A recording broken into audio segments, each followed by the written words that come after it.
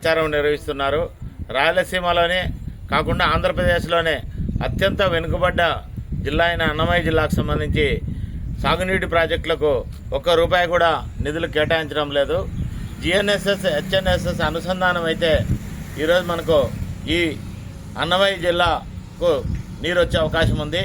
అందుకోసం GNSS HNSS అనుసంధానం పనులు కేవలం 30 కిలోమీటర్లు మాత్రమే పెండింగ్లో ఉన్నాయి. మిగిలినవి దాదాపు 70 నుంచి 80% వరకు జరిగిండే.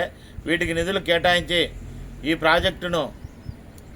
ఈ అనుసంధానం ప్రాజెక్టును పూర్తి చేసి అన్నమయ్య జిల్లాకు నీళ్ళు ఇవ్వాల్సిన అవసరం ఉంది. ఈరోజు పెద్ద ఎత్తున హెచ్ఎన్ఎస్ఎస్ నుంచి ఇస్తామని చెప్తున్నారు. ఉండే నీళ్ళల్లో అత్యధికంగా పుంగనూరు కుప్పానికి తీసుకుపోతాను తప్ప మెయిన్ కెనాల్కు తీసుకురావడం లేదు. అన్నమయ్య జిల్లాలోని శ్రీనివాసపురం రిజర్వాయర్ కానీ తర్వాత అడవిపల్లి రిజర్వాయర్ కానీ వీటన్నిటికీ నీళ్లు రావాలా.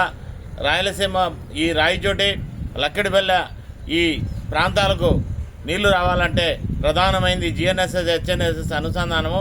ఇది చేయాలని చెప్పి భవిష్యత్తులో కార్యక్రమాలు చేపట్టడం కోసం ఈరోజు ఆ ప్రాంతాలను సందర్శించడం జరిగింది.